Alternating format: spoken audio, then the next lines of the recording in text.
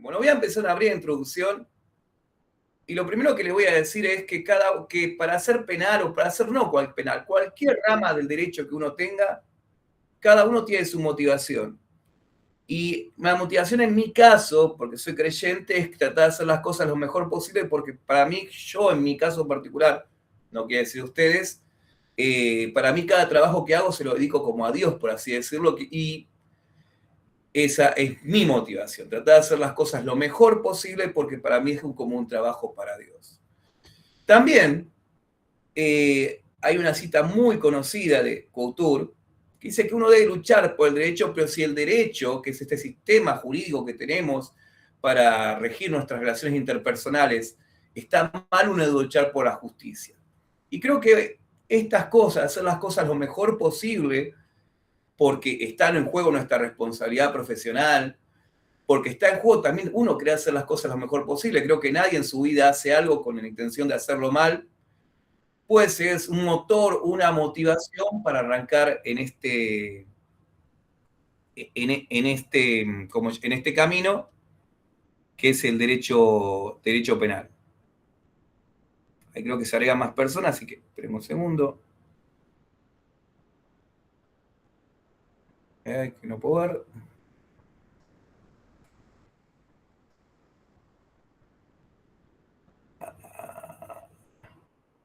A meter a todos.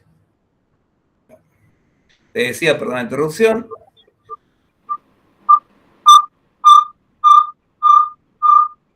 Y bueno, esa es la motivación que uno tiene que tener, es tratar de hacer las cosas lo mejor posible, porque está en juego nuestra responsabilidad profesional, porque tenemos que saber luchar por lo que es correcto en la situación de que estemos, porque también tiene que ver con nuestra ética, porque hay gente que confía en nosotros. Después, vamos a empezar con los primeros pasos, que es lo primero que uno tiene que empezar a hacer es aprender a redactar con claridad. Lo primero de todo, digamos. Porque si uno no redacta con claridad, del otro lado está el juez, del otro lado está el fiscal, y no van a entender. Entonces, contrariamente uno cree que el estilo rebuscado, el estilo que da muchas vueltas, pareciera ser que es el estilo que sirve, y no es así. Es un error pensar que cuando uno más rebuscado es porque uno es mejor, ¿no? No es todo lo contrario. Imaginen, hay solamente que pensar algo de lógica. Uno tiene que hacer una petición ante la jurisdicción o tiene que hacer una petición ante una fiscalía y en esa petición a gente que está llena de trabajo, uno le va con un escrito que es larguísimo, que no se entiende. ¿Qué es lo que pasa? Lo van a hacer mal, le van a hacer con pocas ganas, porque no tienen el tiempo suficiente para poder leerlo con toda la atención. ¿Se entiende? Ahí por ahí que está con un ruido. Entonces siempre lo primero que uno tiene que tener para ejercer esta rama de derecho, como cualquier otra rama del derecho, es aprender a redactar con claridad. ¿Y qué es aprender a redactar con claridad? Un estilo sencillo, claro, conciso, breve. Hay un dicho que dice como cuando algo es bueno y breve, es 2 veces bueno. Y eso tenemos que tratar de pulir nosotros. Redactar con claridad. Por ejemplo, un ejemplo de qué es redactar con claridad. Párrafos cortos. Una oración tiene que contener una idea y un párrafo es un conjunto de ideas que tiene que representar una unidad temática. Tengo un tema dentro de un párrafo. Si yo hago un párrafo que supera las 10 líneas, 11, 12 líneas, lo que uno va a lograr es que la persona que lee del otro lado esté leyendo y en la mitad se pierda. y te hay que empezar de vuelta. Y así. A la tercera hoja, a la tercera página que esa persona está leyendo de nuestro recurso, de nuestra petición, ya lo predisponemos mal. Y no es la idea predisponer mal a quienes tienen que resolver sobre lo que tenemos que hacer.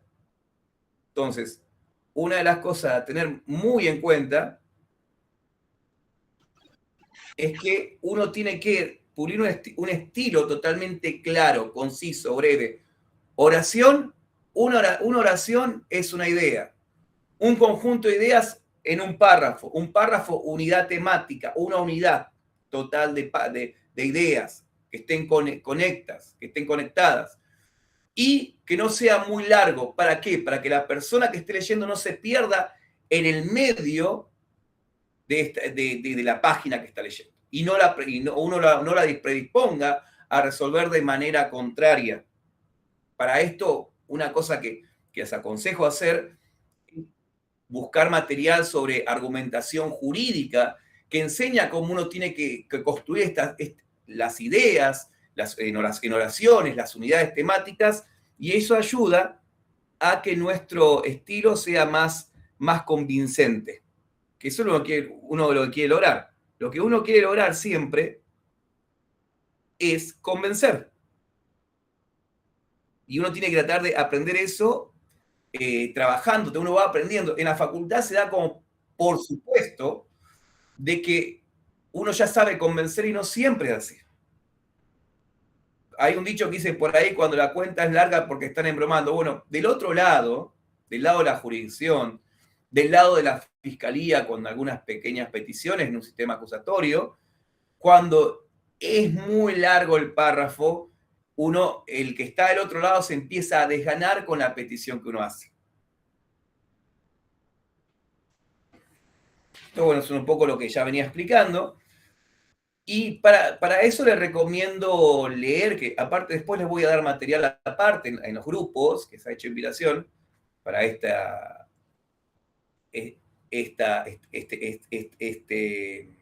exposición, material que va a ayudar para la lectura, para mejorar nuestra lectura, como también para mejorar un poco también la redacción.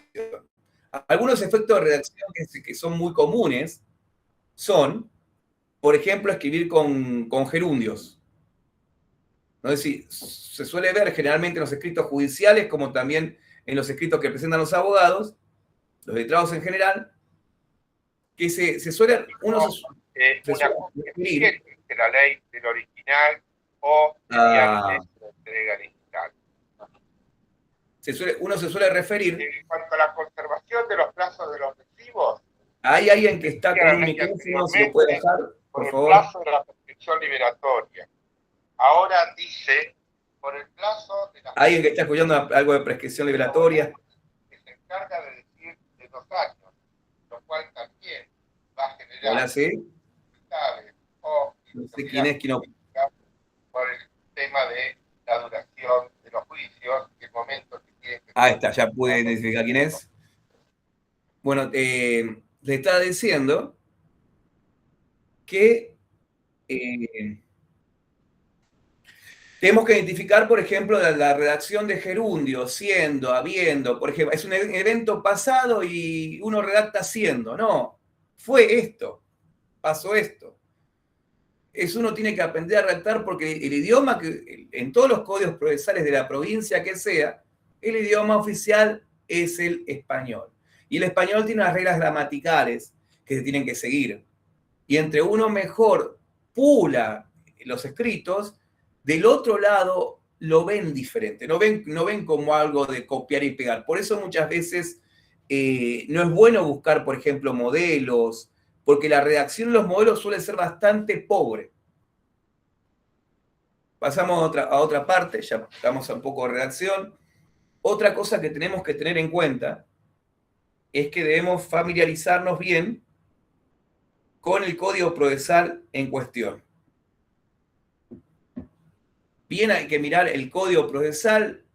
Uno está en San Luis, en San Juan, en la provincia de Buenos Aires, litiga en el Fuero Federal, el Código Procesal Penal Federal, en el Fuero Nacional, en la provincia de de Buenos Aires, uno quiere empezar a ejercer derecho penal, a leer el Código Procesal.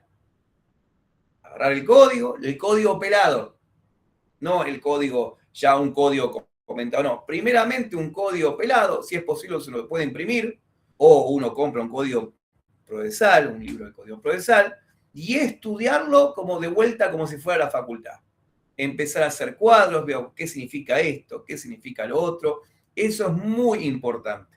Es más, para la persona que empieza, que va a empezar a hacer penal, ya tener una idea de lo que dice el Código Procesal Penal, le da esa seguridad que necesita al principio.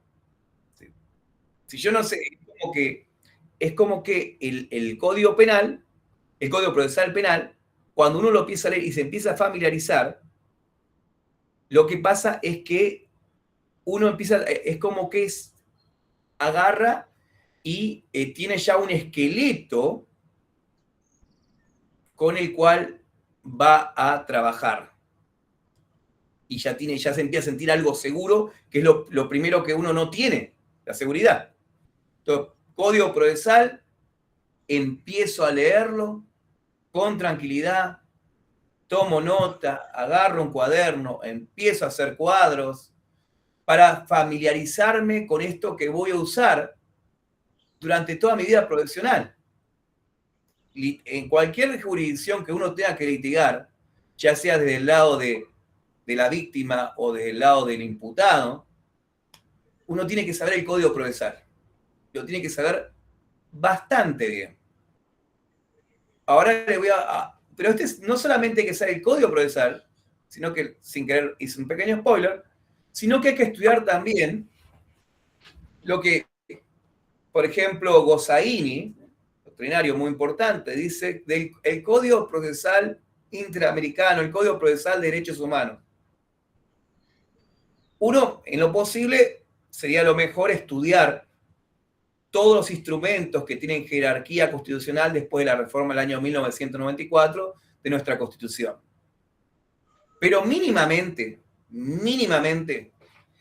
hay que leer, para el área penal, estoy hablando específicamente, la Convención Americana de Derechos Humanos y el Pacto Internacional de Derechos Civiles y Políticos.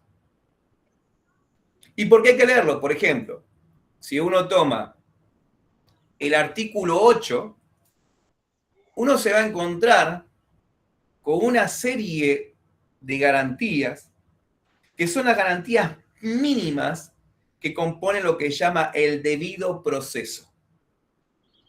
Por ejemplo, uno ve el artículo 8, va al inciso segundo, a la letra B o a la letra C, y una de las dos dice que el imputado debe contar con con el tiempo y los medios adecuados para la defensa. Entonces, si uno tiene una situación, por ejemplo, que uno no tiene el tiempo suficiente para hacer, le dan un tiempo irrazonable para hacer algún tipo de acto procesal, uno de donde se puede apoyar en la Convención Americana. Escúchenme, acá yo tengo una garantía mínima que es parte integrante del debido, que es una garantía mínima integrante de lo que es la garantía innominada en su faz adjetiva del debido proceso, que me la están violando. No tengo el tiempo ni los medios suficientes para hacer. O, por ejemplo, vamos a otro ejemplo. Tenemos la Cámara Gesell. Y la Cámara Gesell, algo que pasa a veces, por desgracia, se hizo... ¿Está caliente? ¿Perdón? Se hizo una Cámara Gesell sin el debido contralor por parte del imputado y la defensa. ¿Qué hubo ahí? Hubo una violación de la garantía mínima que compone el debido proceso a interrogar los testigos. Está en el artículo 8, inciso segundo, creo que la letra E o F de la Convención Americana, y en el artículo 14, inciso tercero, letra E o F del Pacto Internacional de Derechos Civiles y Políticos. Entonces, todas estas garantías mínimas que están en el artículo 8 de la Convención Americana o en el artículo 14 del Pacto Internacional de Derechos Civiles y Políticos, que fue la base también del pacto por la cual se redactó la Convención Americana de Derechos Humanos, uno las tiene que hacer valer en los escritos. Estos instrumentos de derechos humanos, como todos los instrumentos que fueron agregados con la reforma 94, son operativos en penal. No es que están ahí, bueno, estos derechos humanos, qué importante, bueno, qué será. No. Tienen que ser cumplidos. Todos nosotros, como abogados, estudiamos hace muchos años, introducción al derecho, sea en la facultad que sea, la pirámide de Kelsen, que está en la prisma de la Constitución. En el caso argentino, según la doctrina mayoritaria, tenemos la Constitución y en el mismo rango a instrumentos que tienen la misma jerarquía que la Constitución. Es la base del sistema jurídico. Lo más importante, se aplican de manera directa. Entonces, siempre es muy importante saber bien lo que son las garantías mínimas que componen el debido proceso interamericano. Pero no solamente el artículo 8 de la Convención, no solamente el artículo 14 del Pacto Internacional de Derechos Civiles y Políticos, sino que también hay otros derechos. Por ejemplo, el artículo 7 de la Convención Americana de Derechos Humanos nos habla del derecho a no ser detenido de manera arbitraria. Y lo mismo podemos encontrar en el 9 del Pacto Internacional de Derechos Civiles y Políticos. Entonces, esto tiene que ser estudiado, o si alguien hace penal y se quiere dedicar a la parte de ejecución penal, de ejecución de la pena, tiene el 5 de la Convención Americana de Derechos Humanos y tiene el 10, si no recuerdo mal, del Pacto Internacional de Derechos Civiles y Políticos, que tiene que saber hacerlo valer. ¿Se entiende? Y otra cosa más, para agregar a esto, que uno mínimamente debe saber lo que dice la letra. La Convención Americana de Derechos Humanos es interpretada por dos organismos. Uno de ellos es la Comisión Interamericana del artículo 51 de la Convención Americana de Derechos Humanos, y también hace fallos en casos contenciosos y emite opiniones consultivas cuando un Estado le pregunta si determinado acto o determinada ley, hace preguntas sobre la aplicación de lo que es una constitución o una ley que van a hacer. Entonces, la Corte Interamericana de Derechos Humanos, dentro de sus facultades, que está en la Convención Americana de Derechos Humanos, lo que hace es emitir una opinión. Entonces, para uno tiene que hacer valer también, no solamente la letra del instrumento, en este caso la Convención Americana de Derechos Humanos, sino también la información, mejor dicho, la opinión que ha dado sobre su interpretación, por ejemplo, la Comisión Interamericana de Derechos Humanos. Que desde el año 2012 hay un precedente importante de la Corte Suprema que tiene el nombre de Carranza. ¿Y qué dice este precedente de Carranza? Una votación bastante cerrada, porque no fue que hubo una mayoría, no fue que todos los votos de la Corte, no fue un precedente unánime. Se emitió una razón de derecho, eso es una directriz jurídica, una regla que emitió la Corte, que nos dice que los informes que hace la Comisión Interamericana de Derechos Humanos son obligatorios. Si bien se podrían ver como si fueran recomendaciones, según el precedente Carranza que acabo de citar, los informes que hace la Comisión Interamericana de Derechos Humanos a raíz de una denuncia ante este organismo son obligatorios. Entonces uno tiene que saber no solamente lo que dice la Convención Americana, sino los informes que ha emitido la Comisión Interamericana de Derechos Humanos. A la vez, también como les dije, hay que saber lo que son los precedentes de la Corte Interamericana como sus opiniones consultivas. Y esto uno tiene que hacerlo valer. Por ejemplo, le voy a dar un ejemplo en penal, que se usa un precedente que no se usa tanto, pero debiera usarse, y que es desconocido muchas veces. Argentina tuvo hace mucho tiempo 2 casos, y estos casos fueron Fernández y Tumbeiro. Fernández Pietro y Tumbeiro. Y eran casos donde hubo requisas. Uno fue en el caso de una requisa de un automotor y otro fue en el caso de una requisa de una persona que estaba caminando por ahí. En ambos casos, a las personas que venían en el automotor encontraron en el automotor droga y en el otro también. Encontraron también droga. No recuerdo ahora exactamente las cantidades. Y no se había justificado, había justificado de manera bastante extraña esta posibilidad que tenían las fuerzas de seguridad de hacer la requisa. No había realmente bien justificado un indicador para hacer la requisa que se hizo. Bueno, ¿qué pasó? La Corte Suprema de Justicia de nuestro país, con disidencias, es más, la disidencia más es bueno ver la disidencia, el voto de Fay.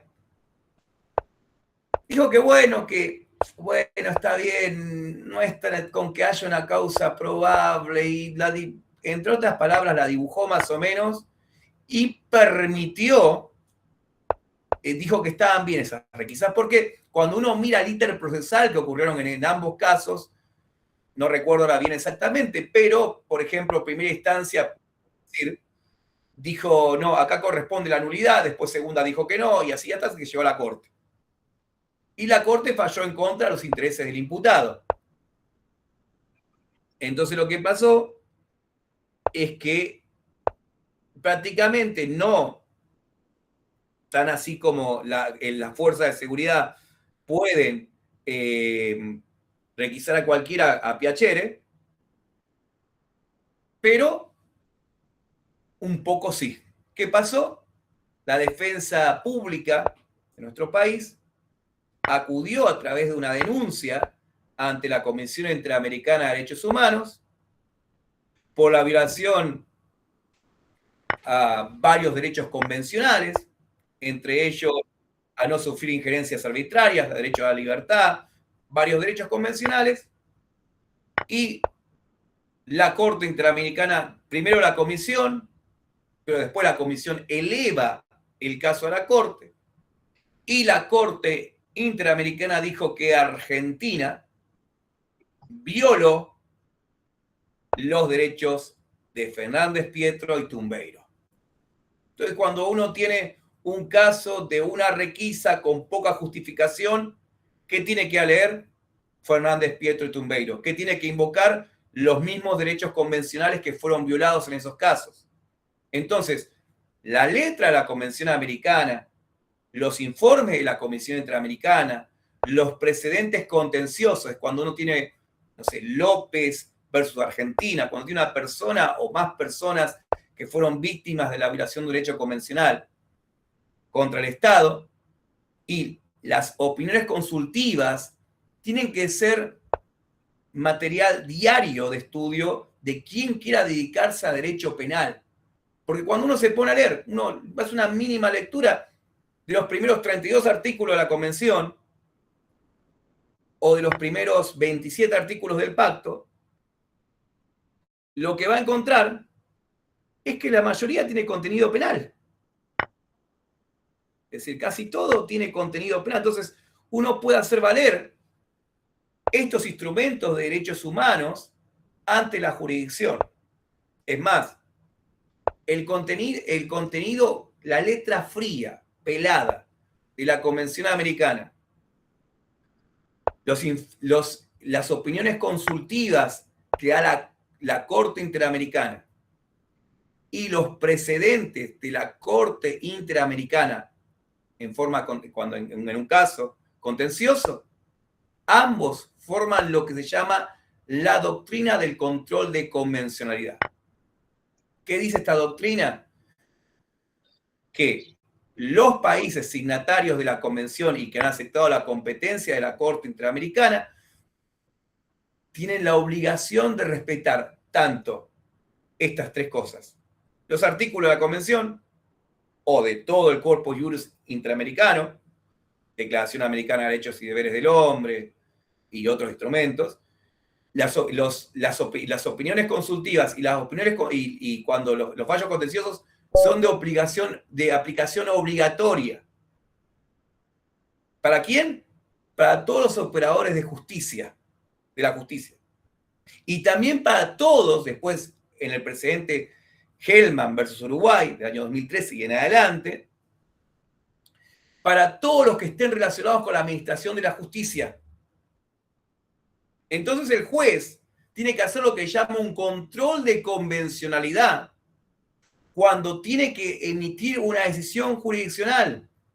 O aún también el fiscal, cuando tiene que hacer algo, tiene que hacer un control de convencionalidad. A ver, a lo que voy a hacer, esta decisión que voy a tomar, ¿respeta la Convención Americana? ¿Respeta lo que dicen las opiniones consultivas sobre este tema? ¿Respeta lo que dicen los precedentes contenciosos de la Corte Interamericana? Es más, y en Argentina, encima, como les hablé del precedente Carranza, en cuanto a la obligatoriedad de los informes de la comisión, que ahí no son jueces como son en la Corte Interamericana, también tienen que respetar lo que dicen estos informes.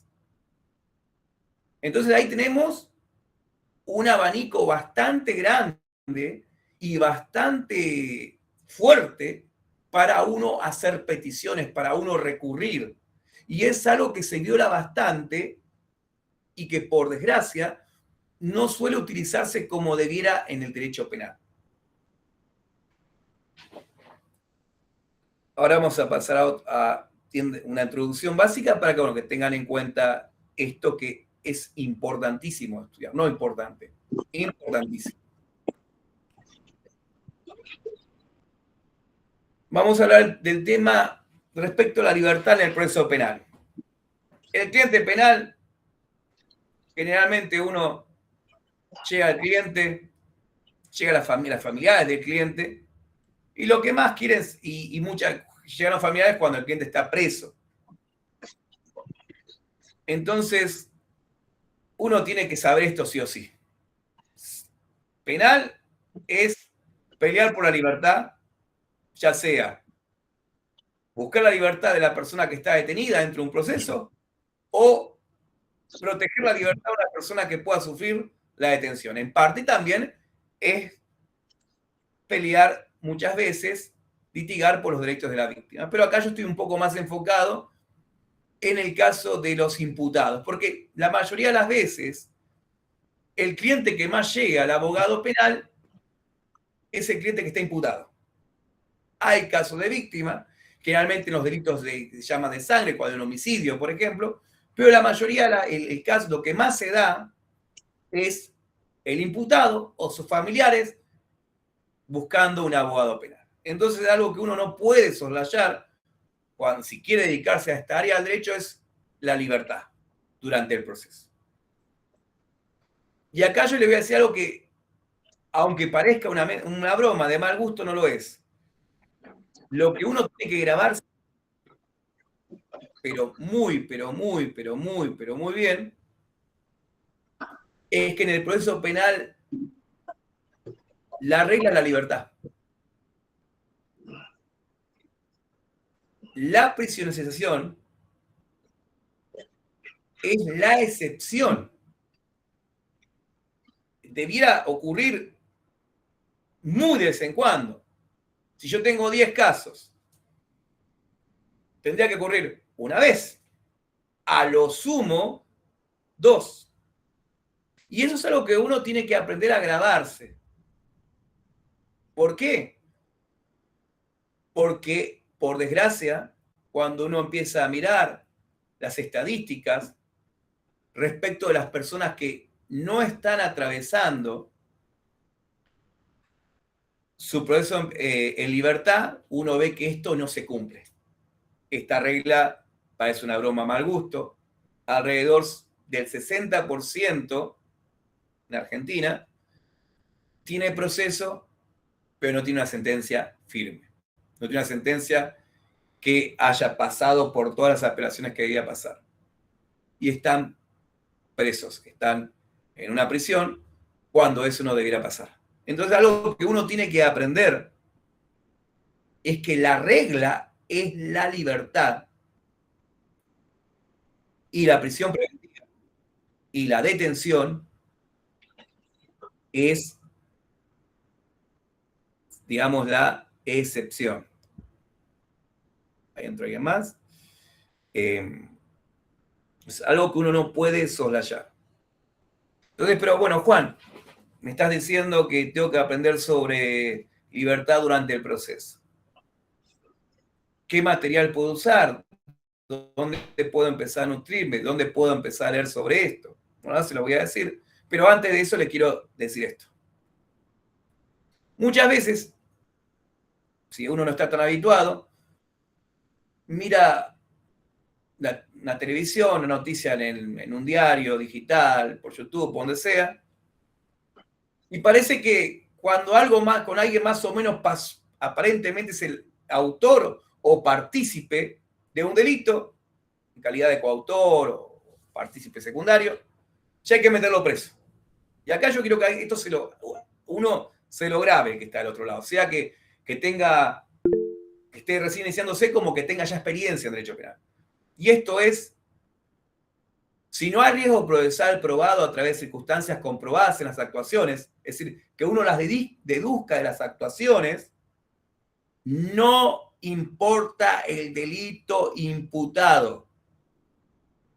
No importa. No importa acusado de violación, de homicidio, de secuestro, el delito más aberrante que uno se puede imaginar. Aunque esté recontraprobado ese delito, si no hay riesgo procesal probado, si no hay un riesgo procesal que está acreditado, tiene que estar en libertad. Y esto es importante que lo grabemos nosotros como abogados. Porque a veces parece que uno, sí, muy lindo, pero esto uno no lo cree. Y se entra a pelear más que nada en la instrucción o en la investigación penal preparatoria, depende de la naturaleza del Código Procesal, entra a pelearse con las circunstancias, las actuaciones para demostrar que más o menos es inocente, a ver si le pueden dar la libertad. Y no es el enfoque correcto desde un prisma de nuestros códigos procesales, como también de lo que dice la Corte Interamericana, como también lo que dice nuestra misma Corte. Hay dos precedentes importantes en nuestra Corte, Esteves y Napoli, que les recomiendo que los puedan buscar y leer, que a uno va a ver claramente, que hay muchos más, pero son dos que se me vienen ahora a la mente, muy buenos, Esteves y Napoli, y que es más, tanto Esteves como Napoli son citados por la Corte Interamericana como ejemplos de algo que está más o menos bien hecho. Argentina en el año 2019 sufrió 3 condenas por la violación del derecho a la libertad durante el proceso. Una fue Romero Feris, la otra fue Jenkins y la otra fue Hernández. Y en algunos de estos precedentes, no me acuerdo si los 3 o en uno de ellos, la Corte Interamericana dice, mire, ustedes venían bien haciendo esto. Y volviendo ahí a lo que estoy diciendo es, no importa cuán probado esté el hecho, así esté recontraprobado el hecho, si no hay riesgo, si no está acreditado un riesgo procesal, sea fuga, sea entorpecimiento de la investigación, lo que corresponde es la libertad. ¿Se entiende? ¿Alguna duda hasta acá?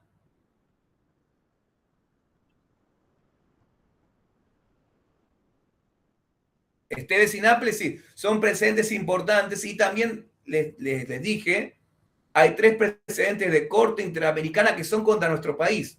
Por eso está bueno citarlos. Romero Ferris, Jenkins, con J, Jenkins, Hernández, todos versus Argentina. Entonces, esto es primordial grabárselos, creerlo uno. Primero uno tiene que creerlo.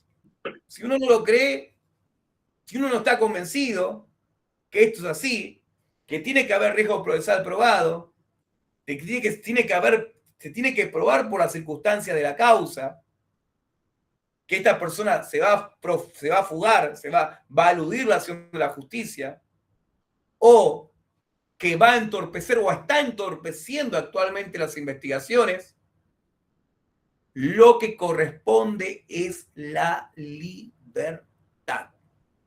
No importa cuán probado esté el hecho. Ahora alguno me va a decir, sí, todo muy lindo, pero esto no se cumple. Y es verdad, por desgracia, no se cumple como debiera cumplirse, pero la lucha que tenemos que tener nosotros es para que esto se cumpla. Es para que esto pueda empezar a ser así siempre, de esta manera. No sé, ahí escucho unos ruidos, perdón. No puedo identificar quién es. Jorge López. O a ver si lo puedo encontrar.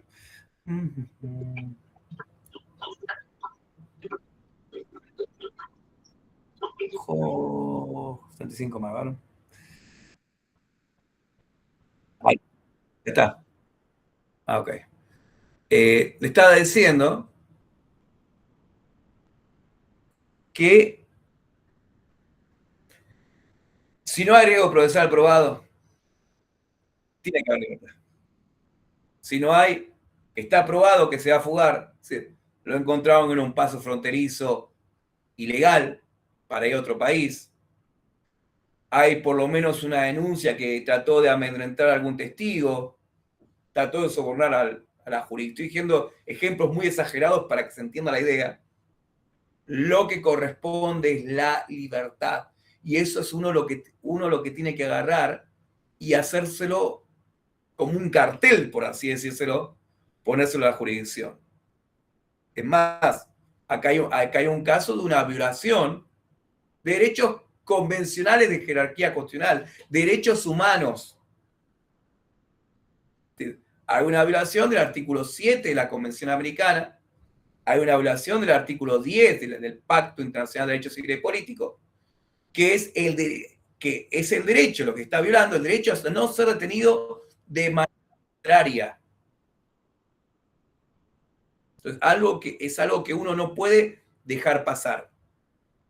Y uno tiene que poner mucha atención en la argumentación que hace la jurisdicción cuando piensa detener a alguien o cuando rechaza una exhibición de prisión, de decirle, miren, acá me están violando el derecho a no ser detenido de manera arbitraria. Entonces, ¿dónde podemos conseguir material aparte de los pequeños centros que estamos mostrando acá? Existe buen material en autores como Pessoa, Solimines. Solimines es según tengo conocimiento por varios colegas, Marcelo Solimines es un fiscal. Son buenas les recomiendo, pues son bastante buenas. Él da bastante, ahí en YouTube o como se pronuncie, hay bastante material de este hombre, en videos, y suele explicar bastante bien sobre varios temas.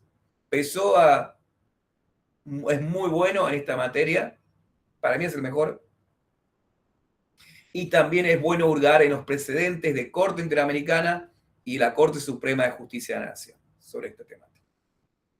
¿Y por qué? Una mini explicación, ¿por qué el presidente de Corte y la Corte Suprema de justicia en nuestro país, porque ellos son los realmente precedentes. Hay una costumbre, por desgracia, bastante extendida entre nosotros de llamarle precedente a cualquier cosa. Siempre escuchamos de boca de abogados, por desgracia, o de boca de los medios masivos de comunicación, que no siente un precedente, y es una decisión de un tribunal de primera instancia, de un tribunal criminal, de un tribunal oral criminal, de un tribunal no criminal, de un juez correccional. Y eso no son precedentes, son decisiones jurisdiccionales. Los precedentes son aquellas decisiones jurisdiccionales que tienen la fuerza suficiente para vincular a otros. Que emite la decisión jurisdiccional puede vincular a otros con esa decisión. En el caso argentino, los precedentes que hace la Corte Suprema de Justicia de la Nación vinculan últimamente bastante. Antes no era tan así. Hubo una época del año con la constitución que fue realizada durante el gobierno de Juan Domingo Perón, cuando hubo una nueva constitución que duró unos años, donde se decía que los precedentes de corte eran obligatorios, vinculantes. Hoy no, eso fue un tiempo nomás, ese tiempo curó esa constitución. Después volvimos a la constitución del 53, después tuvimos la reforma del 94, y siempre a lo largo de la historia los precedentes de corte tienen fuerza. Pero hay varias doctrinas, hay varias posiciones respecto a la fuerza que tienen los precedentes de corte. El último criterio de la Corte, que ya tiene unos años, es que sus decisiones son obligatorias a no ser que el órgano que decide no obedecer la decisión de corte tenga argumentos diferentes. Ejemplo, la Corte dijo algo respecto a cómo debe ser el allanamiento y el Tribunal de Casación de la Provincia de Buenos Aires no está de acuerdo con la posición de la Corte. ¿Puede no seguirla? Sí, puede no seguirla. Pero para no seguirla de manera correcta la decisión de Corte respecto a ese tema, ¿qué tiene que hacer? Tiene que hacer argumentos diferentes a la última doctrina de Corte. No lo que la Corte, no estoy de acuerdo en poner argumentos que quizá la Corte ya resolvió en su oportunidad y los rechazó, no. Argumentos diferentes que no hayan sido tratados por la Corte nunca. Para decir, yo no respeto, no sigo la doctrina de tal, en orden a que tengo estos argumentos, que no fueron tratados por la Corte, por lo cual no tengo por qué seguir. ¿Esto dónde lo dice la Corte? En pocas palabras, bueno, hay un par de precedentes. El origen de esta doctrina en parte es en el precedente Balbuena, con B larga, Balbuena. Después el más conocido es Cerámica de San Lorenzo. Y hay otro más. Después en materia penal podemos ver a Espíndola y Expósito, si no recuerdo mal, que también dice esto. Caría, voy a silenciar a alguien ahí. Ahí está, casi silenciado. Y volviendo a lo que estaba diciendo, por eso estos precedentes de corte, uno tiene que saber muy bien ubicarlos para que cuando uno tiene un caso que se parece al precedente de corte, uno pueda invocar y decir, acá se me aplica la doctrina de la Corte. Entonces uno tiene que saber muy bien esto. Y le hace un par de cositas básicas de lo que es la interpretación de precedentes. Cuando uno lee un fallo, lo primero que uno tiene que hacer es individualizar los hechos. Tengo estos hechos. Tengo un abuso, este abuso. Por ejemplo, hay un fallo que es muy conocido, precedente de la Corte, que es muy conocido, que se llama Vera Rojas. En Vera Rojas, la Corte estableció la doctrina que los abusos ocurren generalmente en un ámbito de privacidad, por lo cual es muy difícil encontrar pruebas. Dice esto. Palabras más, palabras menos. Ahora, ¿cómo fue? Esa fue la razón de derecho. El holding. Se llama razón de derecho, directriz jurídica, holding, fundamentos determinantes, ratio decidendi, al fundamento más importante del precedente. Bueno, esta razón de derecho, ¿en qué circunstancia la dijo la Corte? La dijo en las circunstancias de un pobre chico, un pobre menor, creo que si no recuerdo de 5 o 6 años de edad, que había sido, si no recuerdo mal, abusado por un portero en un colegio.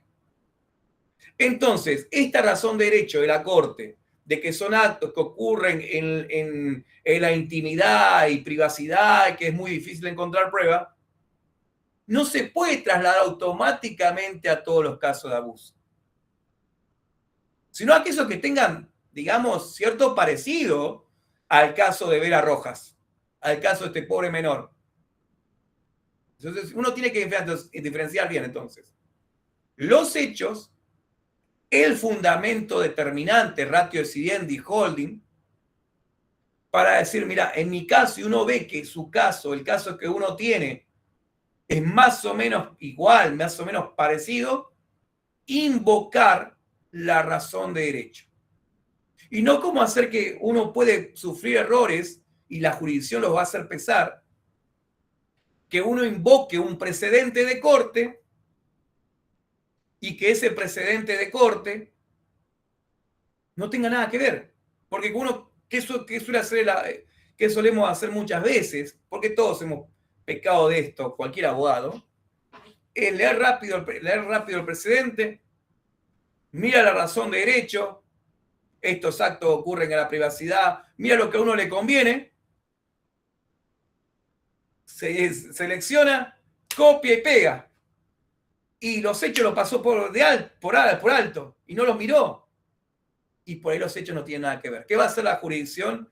Va a hacer lo que llama la técnica que se usa en el derecho anglosajón, que llaman distinguishing o diferenciación, para hacerlo en español, que va a decir, no, todo muy lindo, sí, muy linda tu razón de derecho, muy lindo el holding que me copiaste y pegaste, pero a ver si te hubieras leído mejor el fallo, este fallo es de derecho administrativo. Porque además, hasta pasa eso.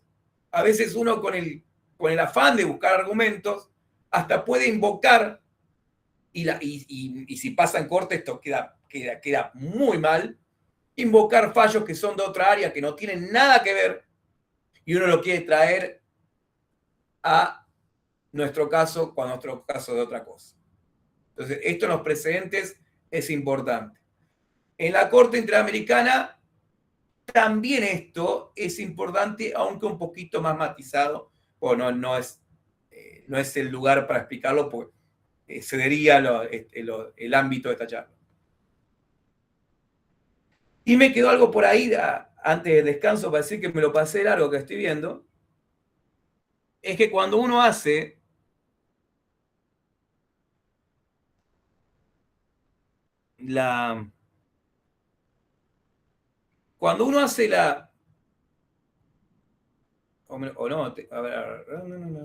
no, es para más adelante.